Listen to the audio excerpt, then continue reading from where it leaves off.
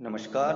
औद्योगिक प्रशिक्षण संस्थानों के व्यवसाय information communication technology system maintenance की सैद्धांतिक पाठ्य चर्चा में अंकित कैपेसिटर पर आज मैं आपको प्रशिक्षण प्रदान करूंगा।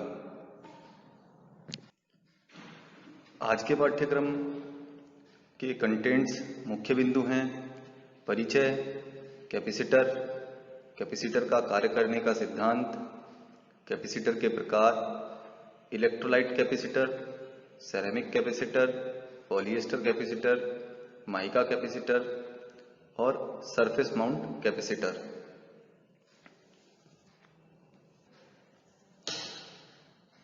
कैपेसिटर एक इलेक्ट्रॉनिक उपकरण है जो इलेक्ट्रिकल ऊर्जा को अपने में संग्रहित करता है, यानी कि अपने अंदर स्टोर करता है। इसकी संग्रहण क्षमता को धारिता यानी कि कैपेसिटेंस कहते हैं, जिसकी इकाई फैरेड होती है। फैरेड को आप माइक्रोफैरेड, क्योंकि फैरेड एक बहुत बड़ी इकाई है, इसलिए कैपेसिटेंस को मापने के लिए माइक्रोफैरेड का उपयोग किया जाता है। कैपेसिटर रजिस्टर की तरह इलेक्ट्रॉनिक परिपथ का भाग होता है। आदर्श कैपेसिटर ऊष्मा उत्सर्जित नहीं करता। ऊष्मा यानी कि आदर्श जो भी अच्छा कैपेसिटर होगा वो गर्म नहीं होगा। उत्सर्जन करना, ऊष्मा का उत्सर्जन करना, ऊष्मा यानी कि हीट, और उत्सर्जन यानी कि गर्म नहीं होगा।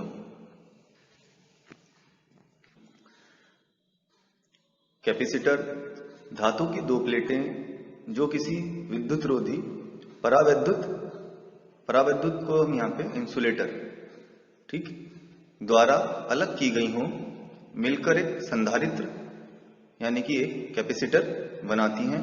प्लेटों का आकार आयताकार या गोलाकार हो सकता है।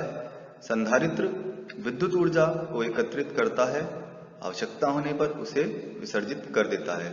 तो हम यहाँ पे क्या जानते हैं कि कैपेसिटर विद्युत ऊर्जा को एकत्रित करता है, यानी कि हम अपने अंदर स्टोर करता है, और जब जरूरत पड़ती है यानी कि आवश्यकता होने पर उसे विसर्जित कर देता है, यानी कि दे देता है। कैपेसिटर का कार्य करने का सिद्धांत: जब किसी कंडक्टर को चार्ज किया जाता है तो उसका पोटेंशियल बढ़ता है। पोटेंशियल यहाँ वोल्टेज बढ़ते हैं। यदि किसी कंडक्टर को चार्ज उसका Q देते हैं तो उसका पोटेंशियल बढ़ेगा, यानी कि उसके वोल्टेज बढ़ेंगे।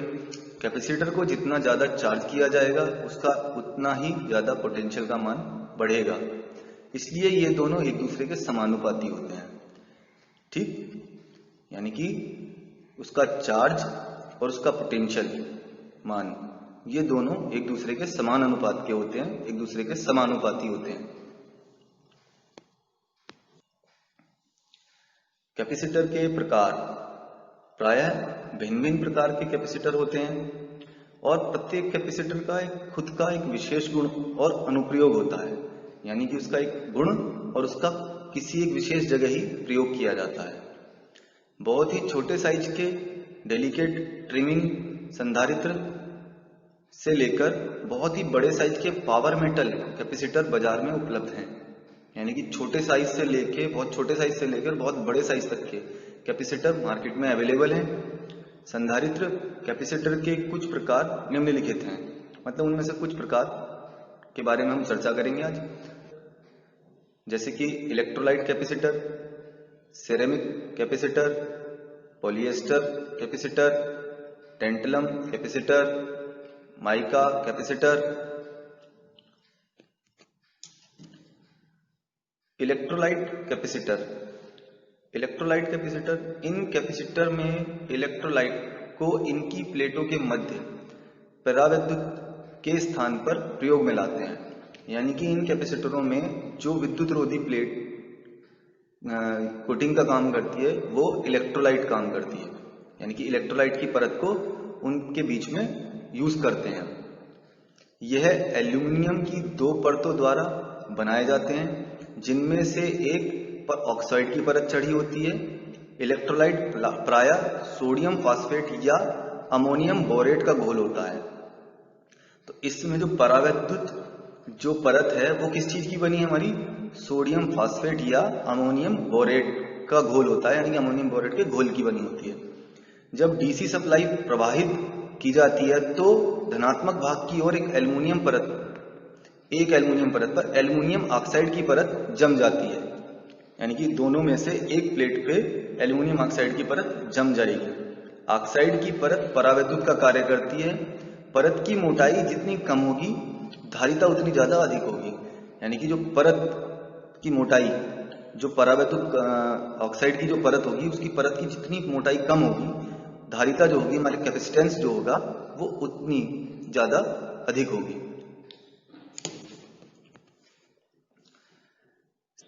सिरेमिक कैपेसिटर स्थिर कैपेसिटर होते हैं, यानी कि ये फिक्स्ड कैपेसिटर होते हैं।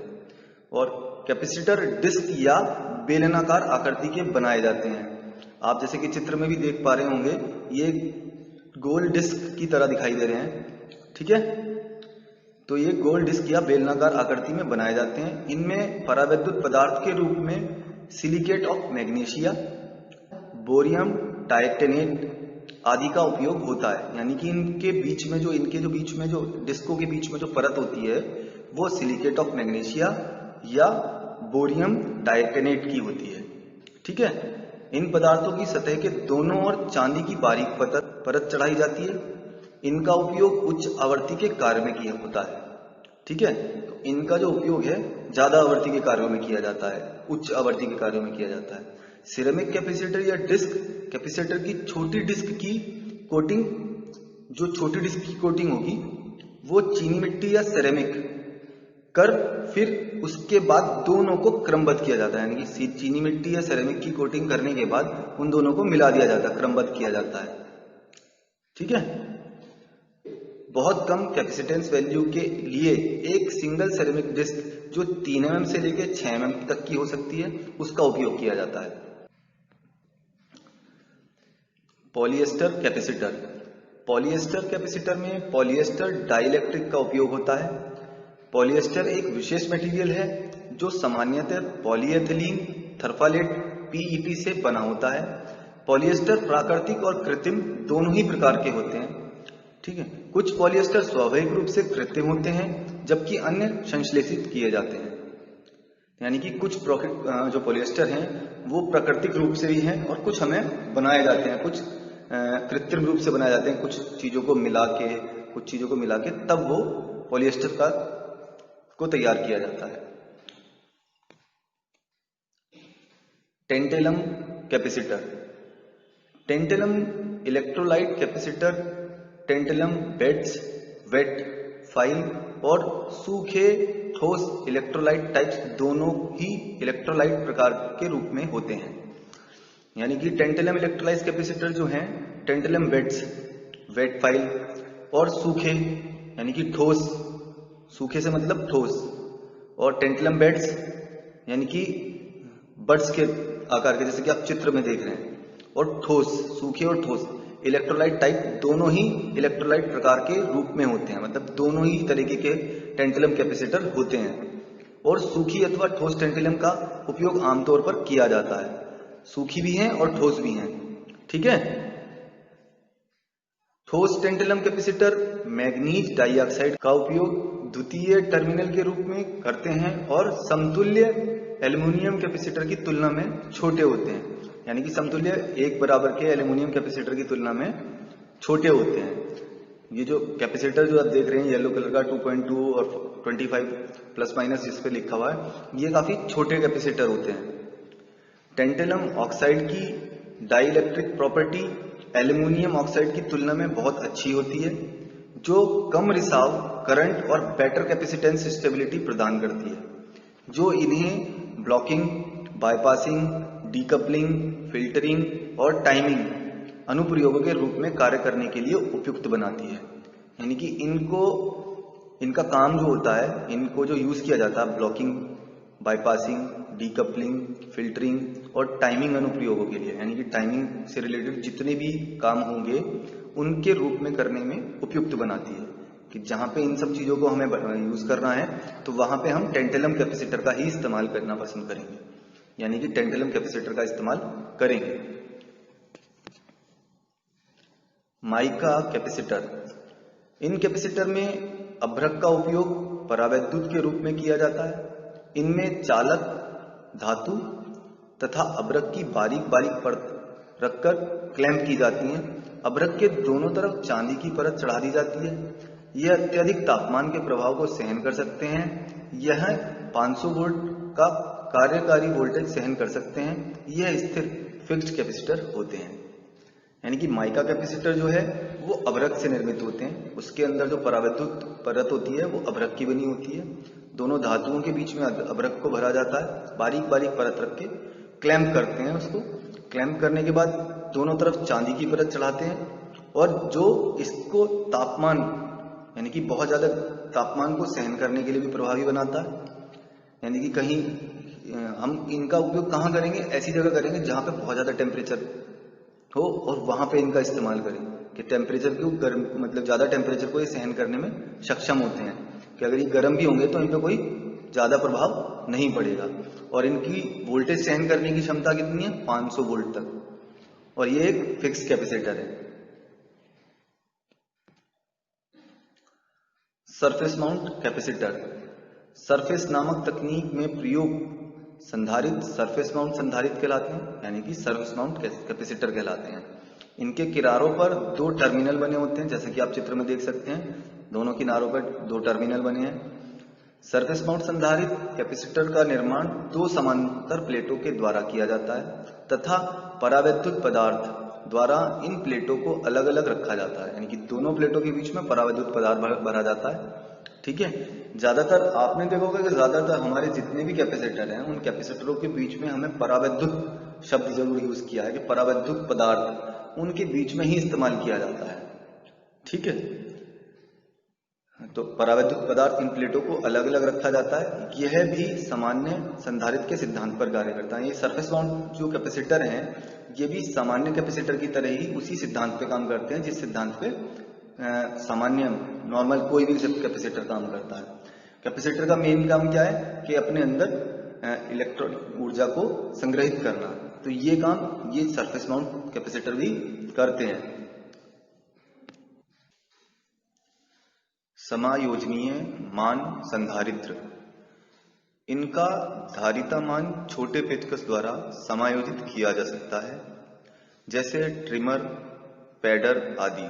इनका उपयोग रिसीवर तथा ट्रांसमीटर में किया जाता है। जैसे कि आपने देखा कि आप ग्रीन वाले एक चित्र में देख रहे होंगे कि उसके ऊपर एक पेच की आकृति बनी हुई है।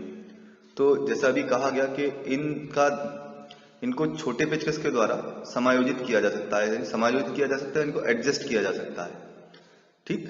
तो एडजस्ट करने के लिए क्या करेंगे, हम पेचकस के द्वारा इस पेच को घुमाएंगे और घुमा करके हम इसका कैपेसिटेंस सेट कर सकते हैं, कम या ज्यादा जिस जगह भी हमें इसकी आवश्यकता है हम उस जगह इसको सेट कर सकते हैं। तो ये हमारा क्या हुआ, ट्रिमर। और जो ब्लू वाला चित्र देख रहे हैं, ब्लू वाले में उसके अंदर भी पेच जैसी आकृति है, ये हमारा पैडर है, पैडर संधारित्र।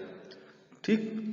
तो इन दोनों का उपयोग कहाँ किया जाता है, ट्रांसमीटर और रिसीवर, दो जगह इन दोनों का हम प्रयोग करते हैं। यानी कि समायोजित मान संधारित्र का इस्तेमाल हम रिसीवर और तथा ट्रांसमीटर में करते हैं।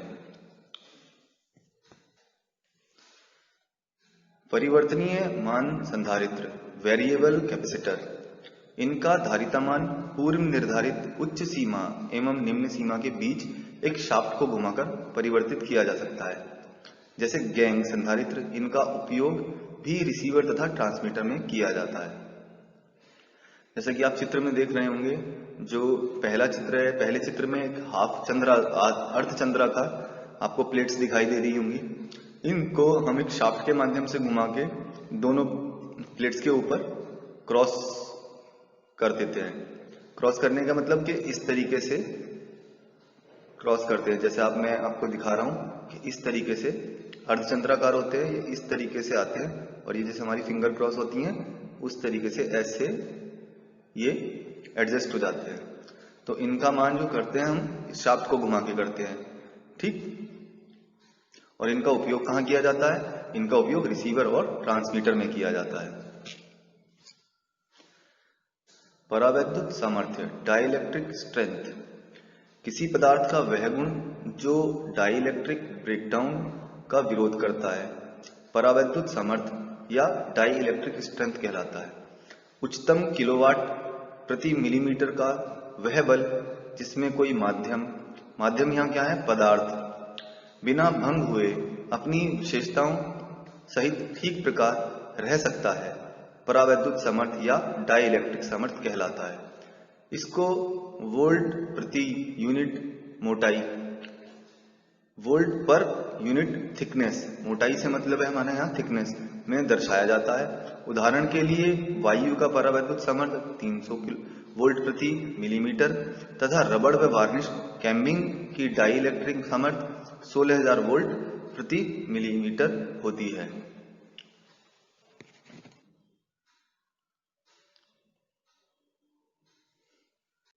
कैपेसिटर्स का श्रेणी संयोजन, सीरीज कनेक्शन ऑफ कैपेसिटर्स। जब एक कैपेसिटर की ऋणात्मक प्लेट दूसरे कैपेसिटर की धनात्मक प्लेट से संयोजित की जाती है तब कैपेसिटर्स श्रेणी क्रम में संयोजित कहलाते हैं।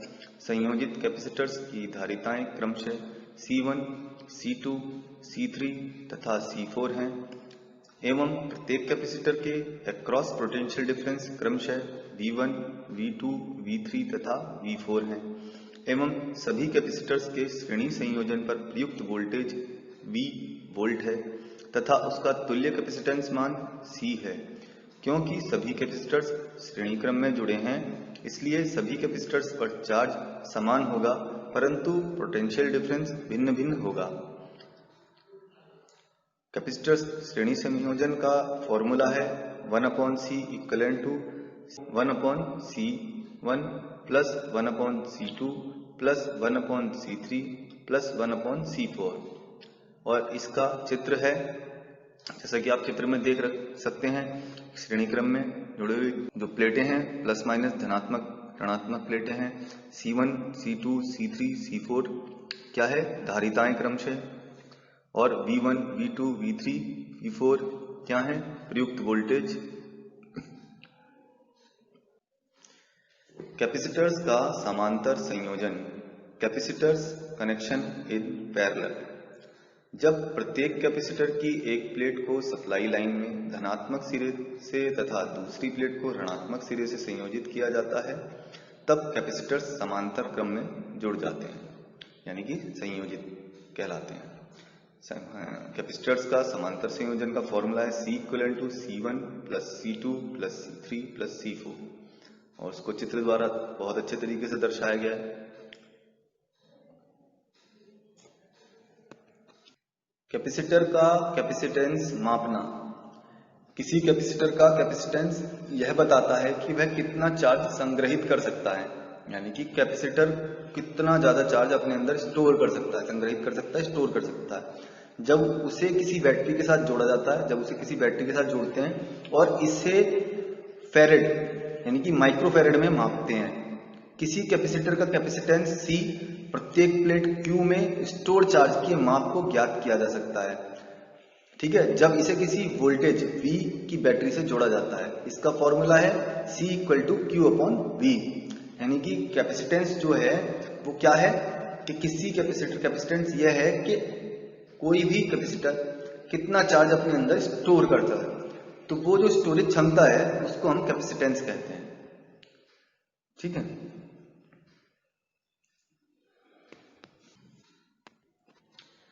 आज की पाठ्य चर्चा का सारांश, कैपेसिटर्स परिचय, कैपेसिटर्स का कार्य करने का सिद्धांत, कैपेसिटर्स के प्रकार, सरफेस माउंट कैपेसिटर्स।